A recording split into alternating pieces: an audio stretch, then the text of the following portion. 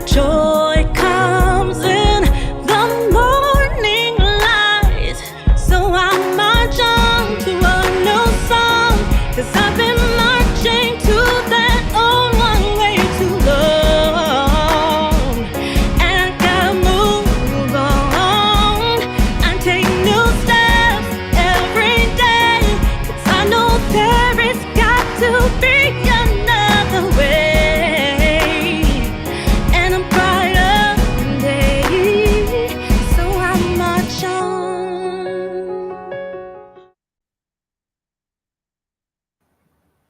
Hello, hello. Welcome to Pure Live. It is Friday night, 9 p.m. Central Standard Time, and you are exactly where you're supposed to be. Of course, we have another amazing guest with us today, and we're going to get into it. But you know, if you've watched the show before, we got to deal with our sponsors first. So here we go.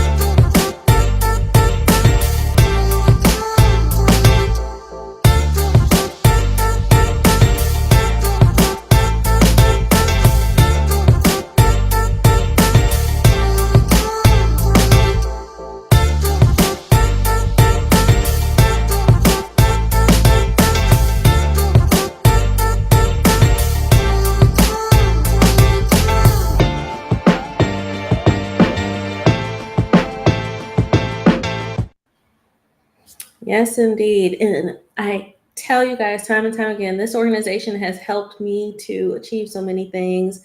If you are looking for a sisterhood, if you're looking for people to help support you, if you're in need of somebody to help you set your goals, achieve your goals, this is the organization to get involved with. I've had many of them on the show. They're an awesome group of people stretched out across the world. So you definitely want to check them out. And we have next Motives Cosmetics. Here we go.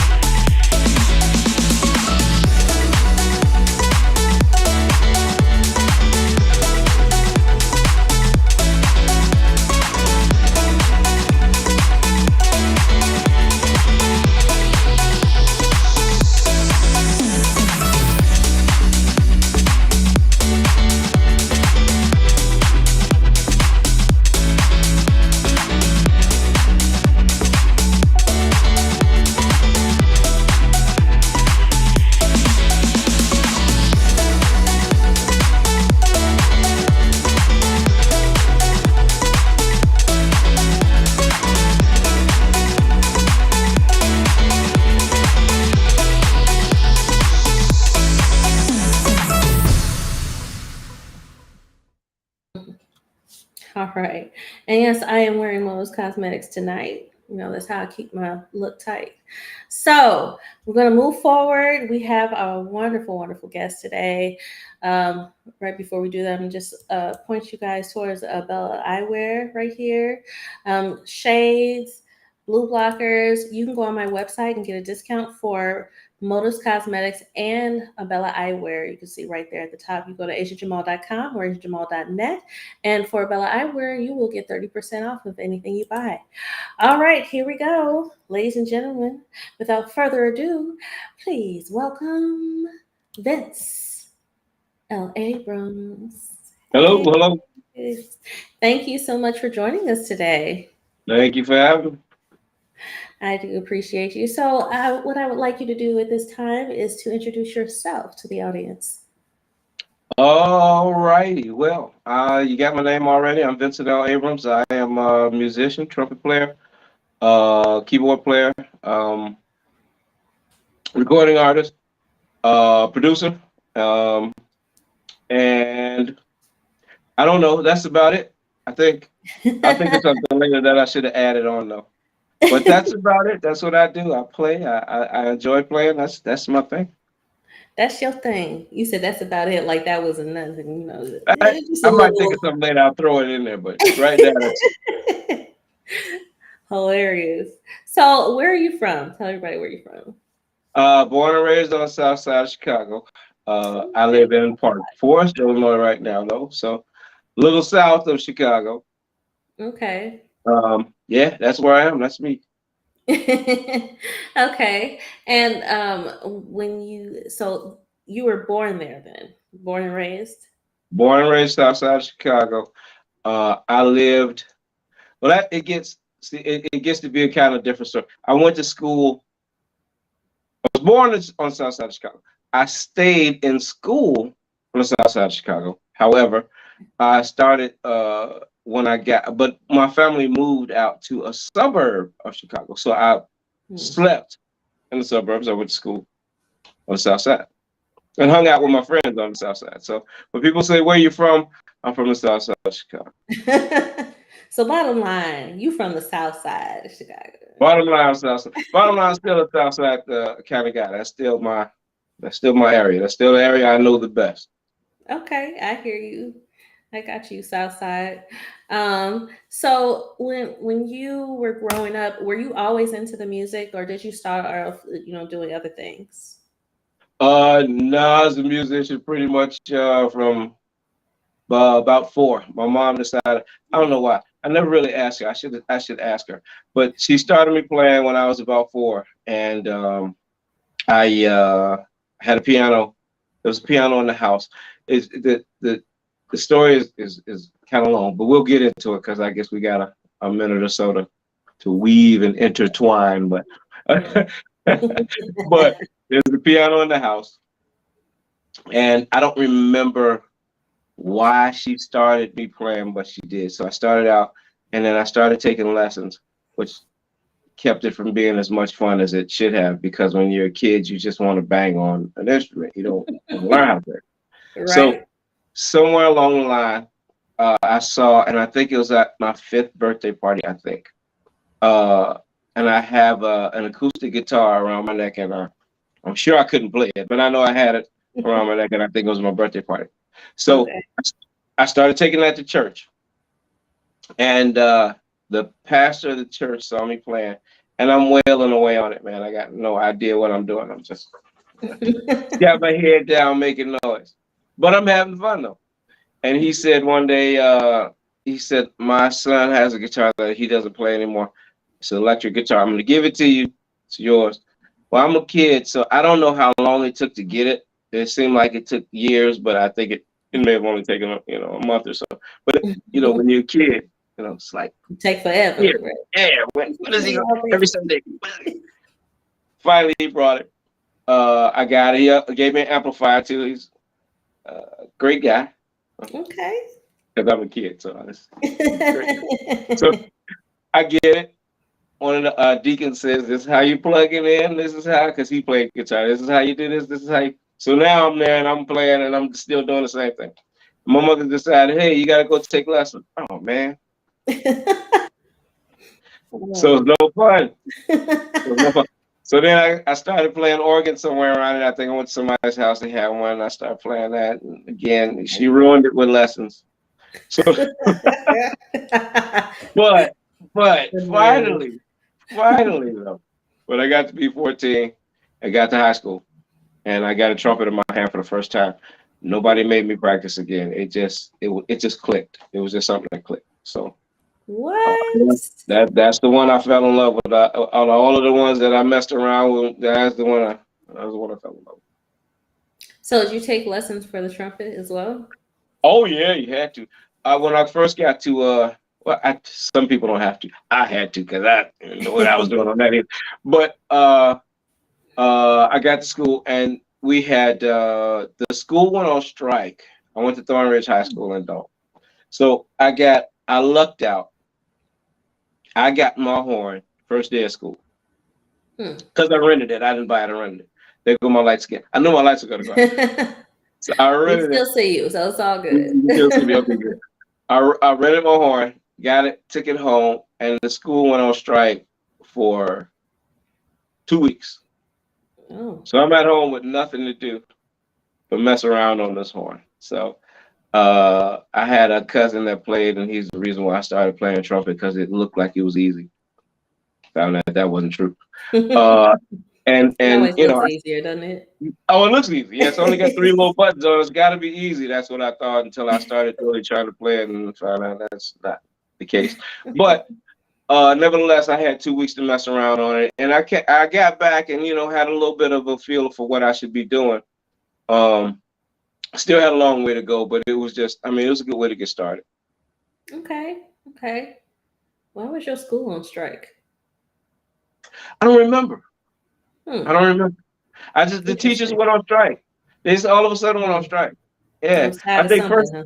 first second day, whatever it was, and I mean, and this is the first time I'm experiencing something like that, and all of a sudden, they're on strike. You don't have to go to school. Really? I Like got word. this. Yeah, I got this nice toy to play with. Yeah, I don't need to go, right? So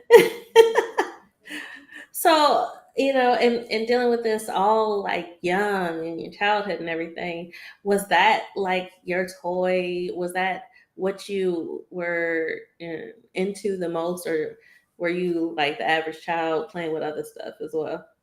no, I mean, I did other stuff. Like I said, coming up, the music thing wasn't me. Although I'm a lot like, if you ever seen the movie Mo Better Blues with Denzel Washington. Hmm. Um, when he was a kid, that was my life.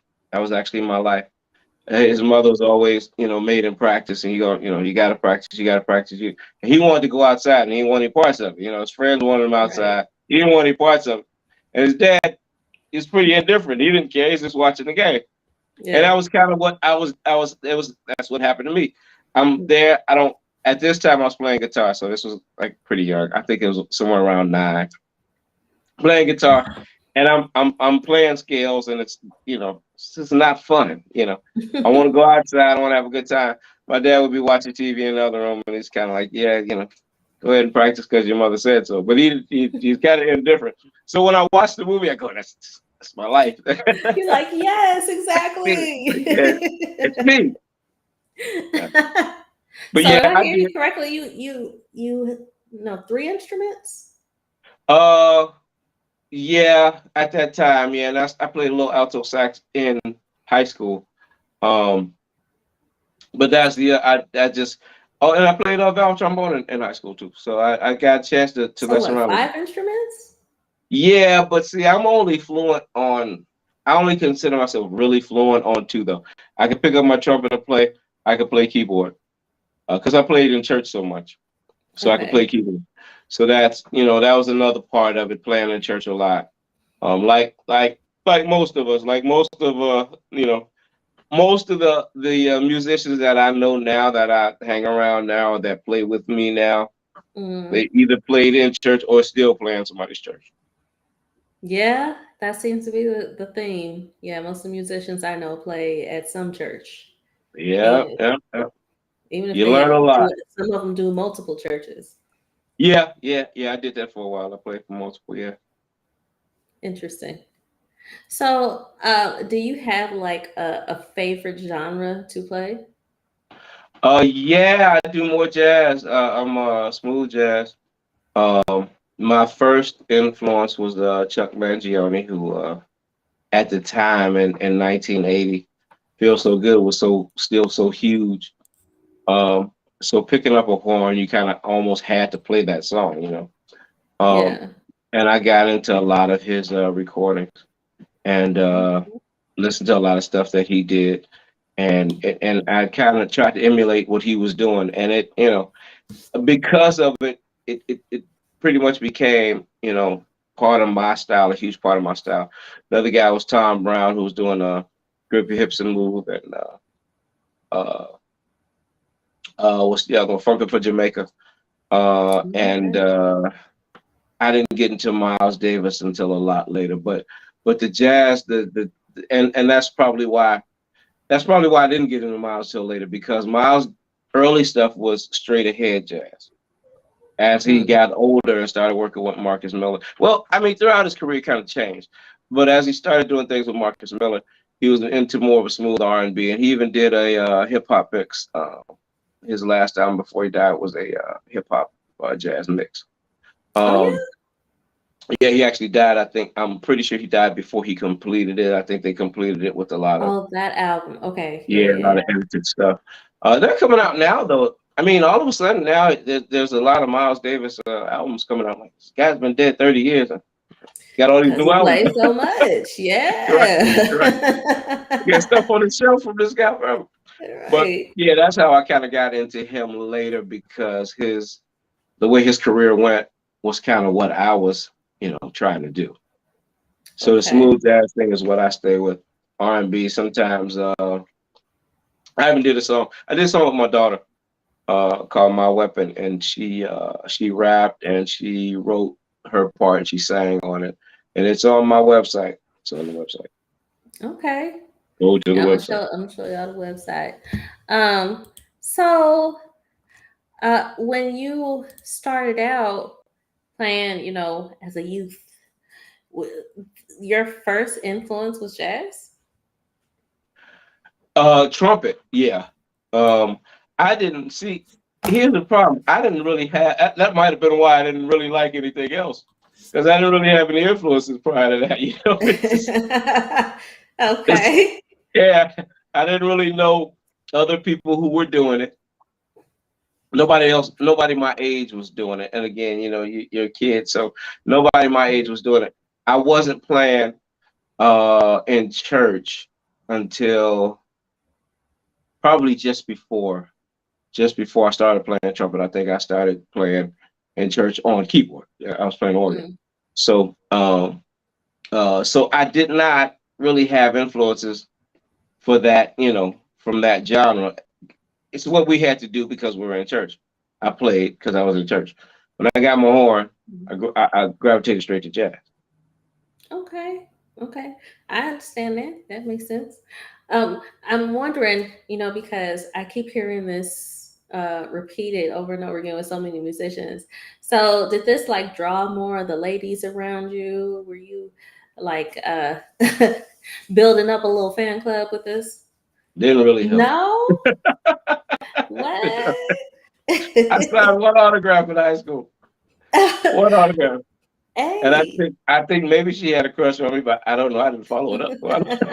I don't know. She asked me for, but she asked Hey. me for that. I didn't even know how to sign it. I never signed one before. Look, I don't even know what to do about autographs. Really, I just figured it out like a couple years ago. Something to do, but it's like I think this will work out. But Yeah, yeah. yeah, but that's one more than most people. Most teenagers or whatever are not Well, signing yeah, autographs. at that age. But like Yeah. I said, I think she might have had ulterior motives, but she was the only one. I didn't, I wasn't attracting them, and like that. I didn't have that fan club like that, so Yeah, okay, okay. it didn't work for me. Trumpet players don't get, guitar players get all the girls, Yeah, I hear that. Them and the drummers, right? Yeah, and then drummers, yeah. But trumpet players are the way to go, though. Well, I can't say that. I'm married now. I can't say that now. Well, for other trumpet players, He's like, not me, but I'm just not saying. me. I got to sleep with both eyes closed. Not me. Okay, all right. So, what is it about the trumpet that made you think this is this is it? I love this. You know what? I don't know. It was I don't know. That's kind of a strange. I don't think anybody's ever asked me that either. That's one of those things that it just clicked. It just when I got it in my hand, out of all of the stuff I had done before, I got it in my hand, and something about it just clicked. And I think, like I said, I think it could be that for a change, I was listening to somebody else, and I had a way to practice that uh, that made me, really do it. It wasn't just to sit down and play scales kind of thing. It was more. Uh, learning to improvise, um, learning to listen and try to emulate somebody else. And again, those things I had never done before in playing any instrument. So this time I've got, you know, and then like I said, I also had a cousin that did play trumpet. He's a few years older than me, and I would go to his house. He's the first one I saw. I shouldn't say first one I saw playing, but he was the guy who kind of made me think I should try it because it just looked like an easier instrument to play. So Okay. I would go to his house, and then we go down, and we back in the day when they had records, you know, big records. Mhm. So Back we'd in the go out day. and we'd listen to those, and we play to those. And it I think it made my ear a lot better just trying to emulate what I heard. And it wasn't always jazz or another trumpet player or saxophone player, whatever. Sometimes I would play just like I do now, the melodies of particular songs from particular people who were singers. Hmm. So listening to what they did and trying to play it on the horn, all of that stuff. That was just more interesting than anything else I had done. Plus, like I said, there was just something about the trumpet that was just, just better, just worked better. Okay. That sounds interesting. So, did you ever like try to play alongside of like some of the people from like before your time, or like people like Ella Fitzgerald or things of that nature? Did you try Well, to emulate their sounds? I still do that. I mean, I listen to, again, starting out in smooth jazz, but then having to go back and listen to other people. So I started listening to Dizzy Gillespie. I started listening to Mm, and then at that point I started getting more into Miles Davis' older music, okay. because the newer was his late the music he did in the 90s, 80s, 90s. No, he died in the 90s. The music he did in the 80s was what I started listening to. Then I went back because so many people would talk about what he was doing, and I go back and listen to that. And then so any trumpet player who was all right, Louis Armstrong, any of those guys, Mm, I tried to listen to. Um, and then there were a lot of guys who over the years, I started listening to Roy Hargrove, who did a lot of straight ahead and a lot of smoother R&B type jazz. He flip flopped back and forth. Um, mm, any of those guys? Who am I trying to think of? Wynton Marsalis, who did a lot more straight ahead jazz or New Orleans style jazz. Even okay. though he's a younger guy. Well, he's not young; he's older than me. But I mean, he wasn't way back in the old Right. days. And then I listen to sax players too, a lot of Grover Washington, Stanley Turrentine. So any of these people I could get my hands on at the time when I was starting out, those are the people I listened to try to, again, to try to play along with what they were doing. So I've always wondered, like, okay, so I like to listen to a lot of old school stuff. Yeah, I don't think people, my viewers know how old I am.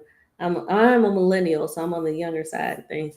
But I still like to listen to, Sarah Vaughan's, Ella Fitzgerald. I even have somebody in my family, Abby Lincoln. Have more of a Billie Holiday kind of sound. Oh, So what I'm wondering, and I heard some things between Louis Armstrong and Ella Fitzgerald with the scatting and all of that. They're kind of, mimicking each other. Do you do right. things like that where you're able to bounce off of the vocals, the scatting and Sometimes. things of that nature? Yeah, sometimes. But we do. I end up doing so much instrumental that I don't play behind a lot of singers. Okay. Sometimes I do. Sometimes I do, and sometimes I'll try and do, scout off what they do, or follow what they're doing. Um, but not so much on what you're talking about. Not as intricate as that, but Yeah. I try to. But again, we do so much instrumental. The band gets a little too large for because I have a five-piece normally that I play with. Okay. Um, Lead guitar, bass, drums, keyboard, and then myself. And then if I try and add a singer, which again I'll have guests come up and sing sometimes, but I don't have a Mhm. full-time singer because then it starts to get more expensive and people start getting a little. Oh yeah. Money Yeah, so talks. yeah.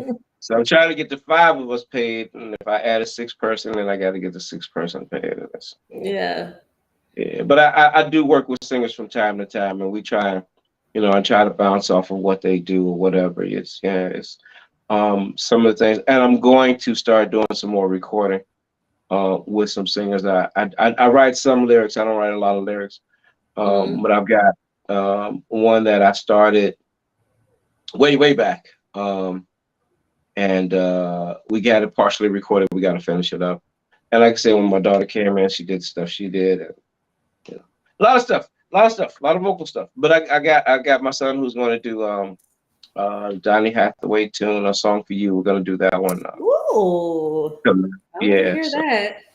yeah, that was That's cool. a classic all the way. That yes. Oh, yeah, he's got a great voice. We've done that. We've done it on stage, but we haven't recorded it yet. Oh, when you do, please let me know. I want to hear Oh, that. oh yeah, definitely. Me too. I want Okay. to hear it too. I got a lot of work to do. Let me do. Okay, all right, excellent. So we're gonna take a little break right here. Okay. Um, we'll play a trailer, and then after we come back from the trailer, we're going to play the game, Find the Fake. Hopefully, people Uh-oh. are paying attention. But before we do all of that, if you are watching via YouTube, I would like you to do this, please.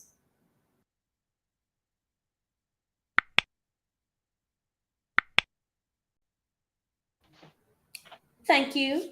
And if you are on Facebook, LinkedIn, Twitch, Twitter, wherever you are, is paying attention, follow me. You never know what you're going to find out. Go ahead and go to my website, asiajamal.com or asiajamal.net. I own them both.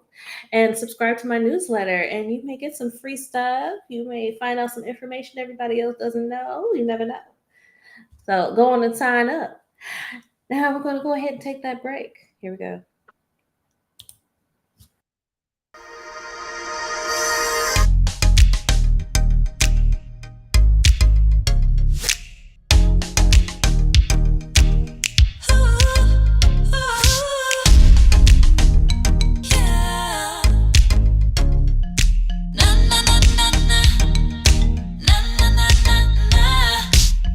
Hi, I'm Asia Jamal Rogers, and I'm a singer, songwriter, choreographer, voice actor, and I'm the creator and talk show host of P.U.R.E Live.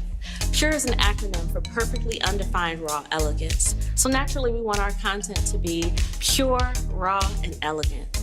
It airs live every Friday at 9 p.m. Central Standard Time on YouTube and Facebook. And if you'd like to see all of the episodes, you can reach it at asiajamal.com, ASIAJAMAL.com.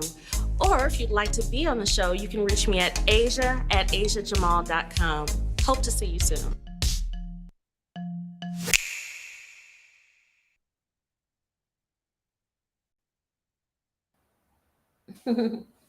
Hope to see you soon. Okay, so now, ladies and gentlemen, we are going to play the game Find the Fake.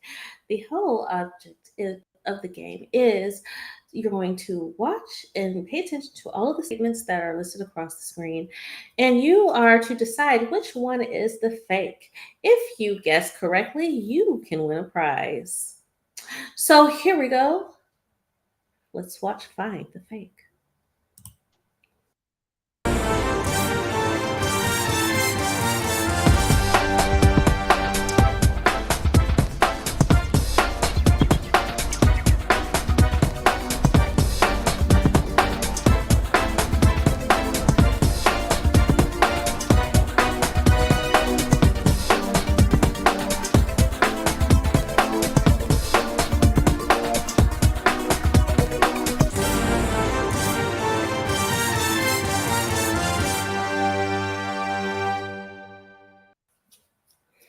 All right. Now, he's not going to tell you which one is the fake as of yet. You have to just pay attention.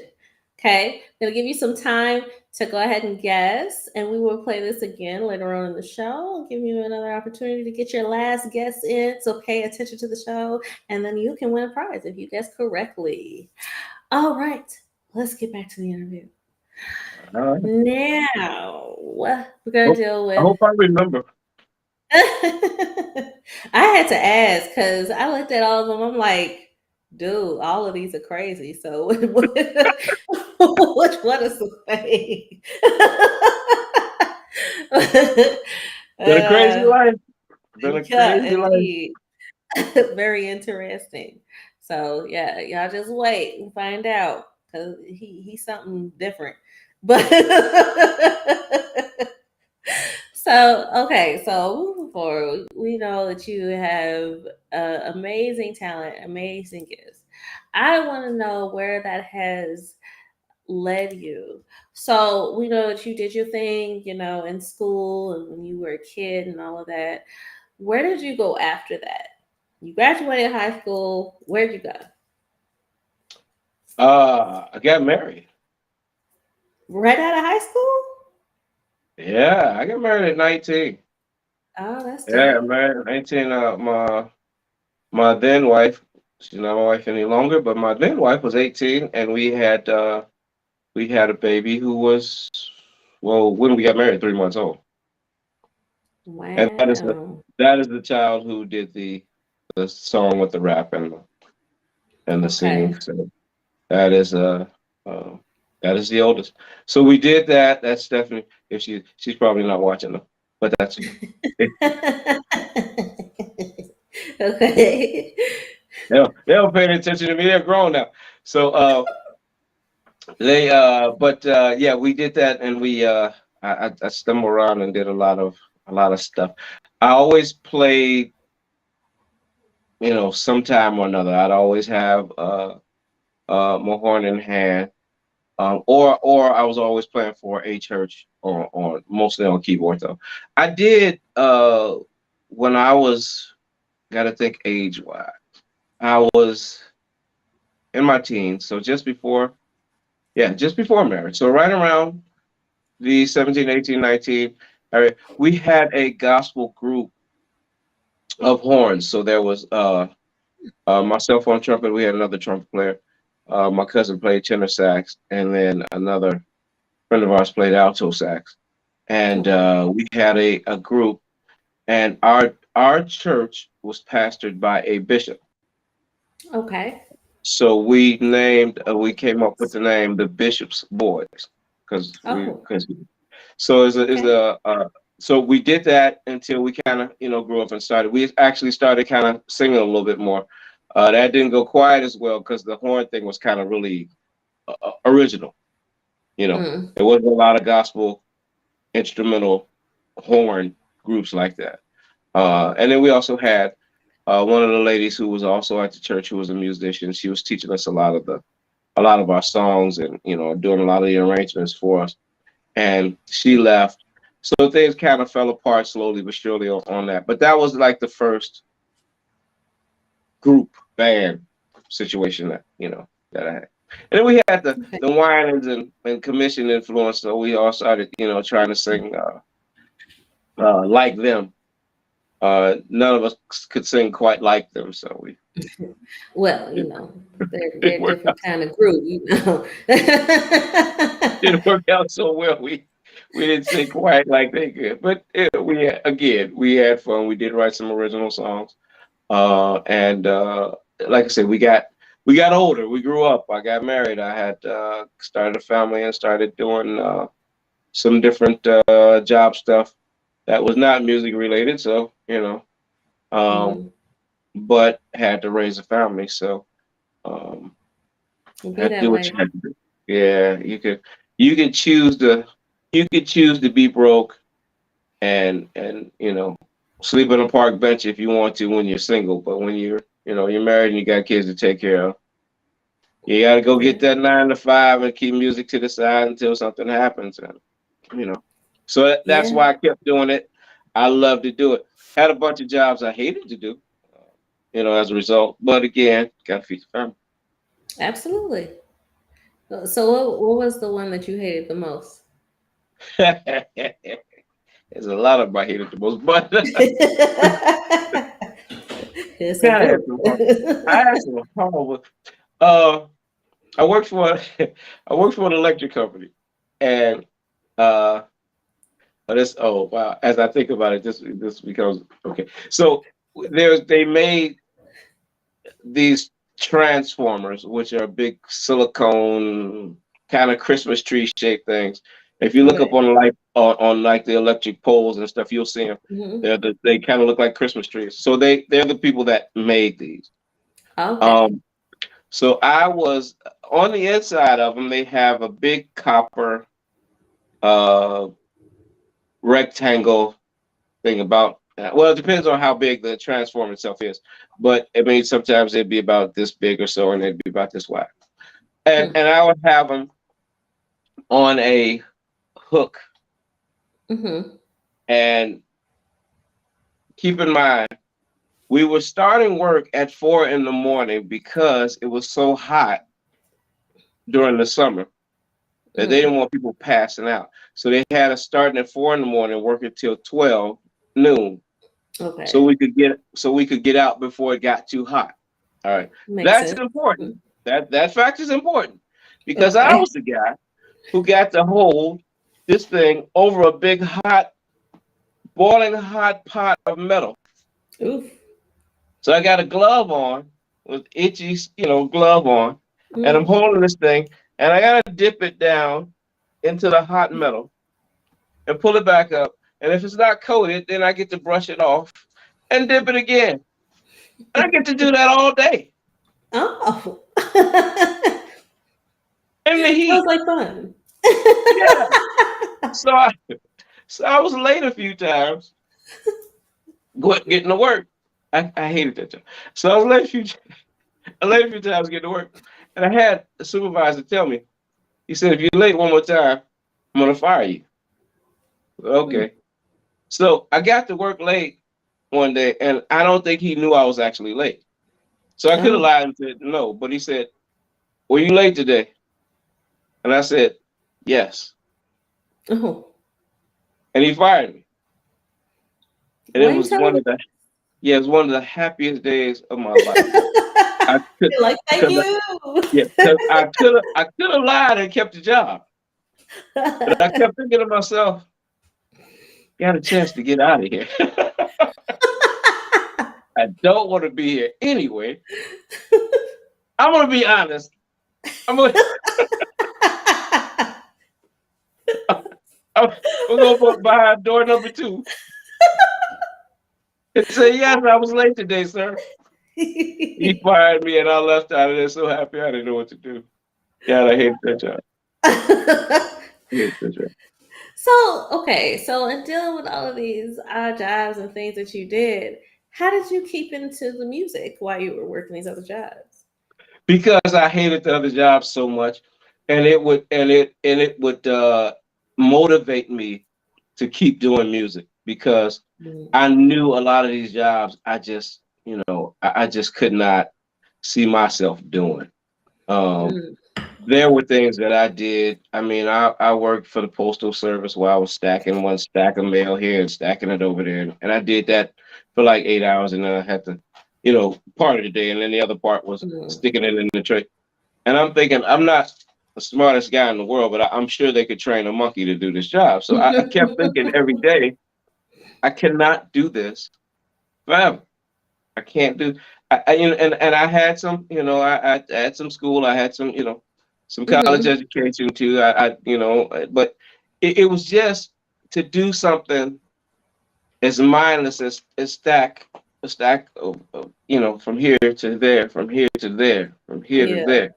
And this is all I got to look forward to for 8 hours.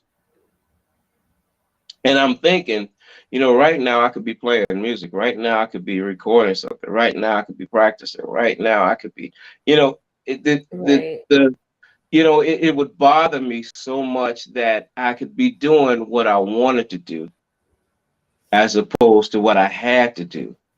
Yeah. That I never gave up, you know, on my dream. And I'm still not where I want to go, but now, I mean, I'm retired now. I'm not, so I'm doing a little, Mhm. things are going a little different for me now. So now I have a lot more time to work on just music and do what I love. But Excellent. And I'm sorry, I didn't invite you guys as much as I should have, but please feel free to ask questions, comment. Somebody did comment earlier, but go Did it? ahead, you can get in this conversation if you want to. You know, we paying attention. You're probably just paying attention to what you're saying right now because it's hilarious. But so, so what I want to do though is I want to deal with it playing this video. So you sent me a video. Why don't you set it up for us? Okay, this song, this is an original song. It's called Showdown. My youngest son, I have a son through marriage now, so he's actually the youngest, my youngest biological son. Jason helped me. He produced this song, and he was working with some of my music equipment, and he thought, well, he did it, and then he let me hear it. At the time, my bass player was over at the house too. And I got to make sure that I thank my musicians before I go. I got to thank these guys before I go. But he was there, so I'll say his name now. Calvin. Calvin Whitaker. He's one of my bass players. He's been with me for like 20 years.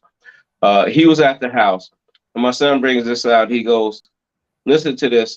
I think I'm gonna scrap it. I think I'm gonna throw it away. What do you think?" So we hear it, and we go, "Hold on." Think we can save this one. So as it turned out, he dropped the bass line on it. I came up with the horn line, and then the saxophone player is John White, good friend of mine, tenor saxophone player. And this is the finished version of it. It's called Showdown. All right, here we go.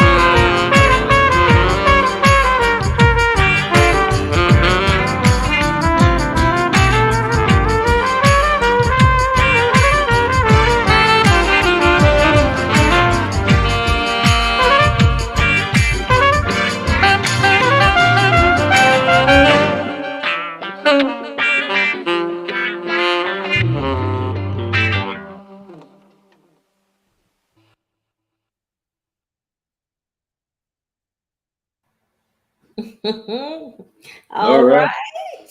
That was a whole mood right there. Yes. Love that. Funk too. Special thanks to John White for that saxophone solo, and he did an awesome job on it. Yes, the whole thing was great. Thank you for sharing that with us. Thank So, you. so where can we find that? You can go to. It's on Spotify. It's on all the major. It's on all the majors. It's on Spotify. It's on Apple iTunes. And of course, you can get it from my website. You can download it from there. Um, you can stream it in a bunch of different places. But Spotify is probably the main one because most people seem to have Spotify these days. So Spotify, iTunes, and stuff like that.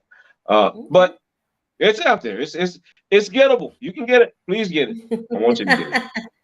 Everybody get it. It's gettable. Go get it. I'm gonna get it. I'm gonna get it. Please, please, please. And there's other Oh, stuff too. There's some cover songs that are recorded on there as well. Um, okay.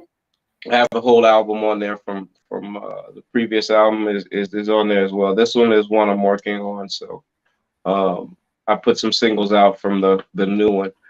The new one is called "The Wrath of the Funky Trumpeter," um, Oh, and that sounds the good. problem it's because there's a song on my other album called "Attack of the Funky Trumpeter." So I decided this time I'd do "The Wrath of the Funky." The only problem is I haven't written the song yet, so Oh, yeah, I gotta yeah. work on that. It's got a cool title. Yeah. Love the title. So you can't have a song with a title that great and not have a good song. So That is the truth. Yeah, I'm, you wor- gotta I'm, kill it. Yeah. I'm working on it. Yeah. And I'm gonna put this out there so you guys, if you want to follow him on Facebook, there you go. That's his link. Hope you writing it down. Check him out. You put your stuff out on your social media. Yeah, you can get if you go on Facebook, you can see a lot of the videos on YouTube. A lot of the videos are on there too, and those are live videos. Those are from performances, Okay. mostly. Uh, and all of Yeah. that. Yeah, actually, I see stuff popping up on my screen. I'm trying to read. Uh, what Yes, is it? people are commenting. Oh, Yes. good, good, good. I hope they're saying good things. Yeah, yeah, he's using his phone, so this Yeah. one they put earlier is nice. I've always loved the sound from the trumpet. My principal instrument was clarinet. Okay. Um, and King Delroy says hello. Hello. Hello. Hello. So that's awesome. I want to. It's like the time is running out so fast. It's like we're not getting enough time. But real quick, I want to run through the fact that all the stuff that you've done. You have played like alongside some really awesome people. So it's time to name drop. All right. So, uh, my bad. Back in 2004, we got a chance to open for a few pretty famous people. We did it for Angie Stone, uh, Brian McKnight, and uh, okay, his name is scared. Anthony Hamilton. There we go. I know. When I'm trying to think of stuff, I can't think of it. So so we did an open for them in South Carolina. And then that same year, we opened for Sting and Annie Lennox at the time it's called the Tweeter Center. Now in Chicago, it's called something else. I can't think of what it's called. And I didn't get to meet. We did get a chance to meet the others on the first show. The other show with Sting and Annie Lennox, we didn't get to meet. And I really wanted to meet Sting because he's one of those guys who's I kind of had. I don't know if so much of an influence, but I mean I just considered him one of the greater musicians that I've heard, and just wish I would have got a chance to meet him. But we opened for them and they were on a different stage, so they never had a chance to interact with us at all. So Oh wow. we Okay. missed them. We missed him. I got to throw. And I've worked. I recently was on stage with Jerry Johnson. I got a chance to do one song with him with my uncle Randy Johnson, who's Hmm. not related to him. They just had the same last name. But I did get a chance to play on stage with him about a year ago. Um, but the guys I want to mention too, because I know we're running a little short on time. I want to Mhm. mention the guys that I play with all the time because I Yeah. did an interview a while back, and afterwards I was kicking myself because I forgot to really mention my main guys. So I'm gonna forget somebody because I don't have the same band every time I step on stage. But I've mentioned Calvin as my bass player already. Robert Burke's my lead guitar player. I have a couple of different guys that play keyboards with me, but Alvin Carter, Tony Lawrence, David Flowers, those guys have been playing with me a lot. On drums, Glover Washington, D'Artagnan Gunn, man, Pete Harden. I'm gonna miss somebody. Uh, uh, Terrence Williams, everybody knows his T-Man. Uh, who am I missing? I'm missing some people. I know I'm missing people. And I did say Robert Burks on guitar, I think. Mhm. Um, I'm gonna miss somebody. But it's not because I don't value you or because I don't love you. It's because I'm getting old. I can't think like I used to. And then I have to thank my wife, Marquita, who is always behind me because she takes care of me and she makes sure that I'm functioning correctly. And I never want to That's forget her good. because she is always she's there for me and she supports what I do. Uh, and I just always want to mention her because she's and she sings sometimes. If I can get her to, she'll come up and Oh, sing sometimes. So okay. All yeah. right. See, you got a good support system. I do, and I could throw a bunch of names out there, but we don't have a lot of time left. We don't. And because of that, we're gonna run this find the fake one more time for y'all, and I hope y'all been paying attention. And so I'm gonna play it briefly and give you an opportunity to go ahead and guess. So here we go.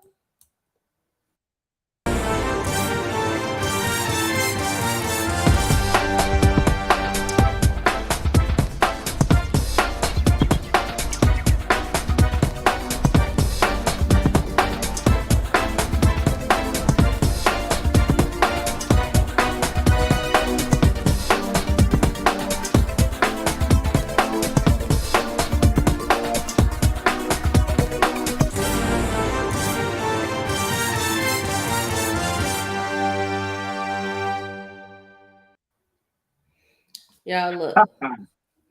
This was the hardest find the fake I've ever been sent. I was like, what? Which one is fake? All of them look crazy to me. What do you mean? So the object of this game is to guess which one is fake. I'm gonna give you a few moments to guess because that's all we got is a few moments. So go ahead and guess. But while we are letting them guess, I'm going to, I guess, kind of help because I need to know information. Um, so we got what, 4 minutes? Okay, cool. Listen. Um Gary Coleman? Here it goes. Is that a guess? No. Right? You want me to just spill? I'm giving this one. You- Gary Coleman? Okay, What okay. happened with that? You want me to tell you about it? I want you to tell me about it. Okay, okay. So with Gary Coleman, it was he filmed a movie here in Chicago called On the Right Track. And my parents and I went down. It was at Union Station in Chicago at the train station. He played a shoe shine board. I'm gonna try to tell you this real quick. He played a shoe shine board. He had a little shoe shine rag and a box. And we were extras in the movie. So we walked by as he was running by. He dropped his shoe shine rag and he came back over to get it. So we got a chance to actually talk to him. He did it again. He had to do the scene again and he dropped it again. And this time we actually kept it because he never came back for it. Hmm. So if you see the movie, you'll see that he has two different boxes in the movie. I've only seen the movie's on YouTube. I've never actually seen it come on regular TV before. But yes, we were extras in that movie. Yes, I got a chance to meet him. Yes, that's how that That's works. cool. That's dope. I'm not giving y'all no more hints. I gave you one. So y'all gonna have to guess all on your own. So I'm gonna ask this question, and people don't want to give me direct answers when I ask this question. So I'll see if you give me one. Okay. Did you have a favorite person, favorite famous person that you open for, or that you work with on stage? A favorite artist. My favorite artists are the guys that play with me the most right now. I mean, and like I said, I gave you a bunch of names, but uh, we have so much fun when we Mm. play together, and um, that's the most important thing, I think. There was a couple of people that I met that I didn't care for, but they were, you know, but we won't go to that. You're not But saying, uh huh. yeah, I won't. I'm not gonna go into that. That was a crazy. That happened at the South Carolina show. That was crazy. But I won't go into the details. If you don't know, you won't know from me. But we Okay. have a ball. We have a ball. Sometimes we start laughing about stuff and inside jokes and everything else, and we don't. We people have to tell us, "Hey, can you start playing again?" Because we just have fun. That's beautiful. That's the answer I was expecting from you. But you do no name drop. Okay, that's fine. That's fine. But so so since we like pretty much at the end, go ahead and tell them because then nobody guessed. Right. So go ahead and let us know which one was fake. Which one was fake? The semi-pro football was actually the one that was fake. That was actually the one that was fake. I planned on playing football a lot of my life. I got on the team in high school. I got off and thought I would play in college because I went to junior college. And the year I got there, they had ended their football team. And so the next thing was to play semi-pro football because that's the only thing you got kind of after that, between that and pro. And I never did it. So I never made it. It's one of my regrets that I should have stayed on in high school because when I played with my friends, I was pretty good at it. But that was kind of an unorganized thing. I always wondered how good I would be in an organized setting. And I'll never know because I'm too old to run around with football now. That's wow. Now I hope y'all were paying attention for him to tell us that that was the fake. Lord. Okay, so I can't. I'm just like So the other two, we're about out of time. So the other two, so we already know which one was a fake one. And in 2006, I joined the military. I went into the army at 40 years of age. At the time, because people always go, they don't take people 40 years old. But at the time, the Afghanistan and Iraq war were so huge that they uh-huh. raised the maximum age to 42, actually, in order Wow. to get. And that was just for army. All the branches didn't do that. It was just for army. And I was able to go in at 40 because at the time I was in really good shape at the time. So, and I did 5 years. I was a police officer in the military, and it was a cool job. The other thing with the MMA, I went to, and this happened while I was in the military because there were martial arts schools around, and I had done some martial arts here and there uh, throughout my life. But there was a school that allowed you to do Muay Thai boxing and Brazilian Jiu Jitsu, and they also let you go on the cage and fight. And I got in the cage and I did some sparring, and I was 42, 3, somewhere around there at the time. So I was too old to be getting hit, and it was too painful. So I didn't do a lot of the sparring, but I did. I got in a few times, and now I have an even bigger respect for the guys who do it for a living because I see how much it hurts. Yeah. Ooh, you some kind of special. Okay. All right. Well, since none of you guys guessed, the first person to let me know what you think your original guess would have been and why, you can still And win a why? prize. And why? Give me what you thought your original guess would have been and why. Okay. And you can win a prize.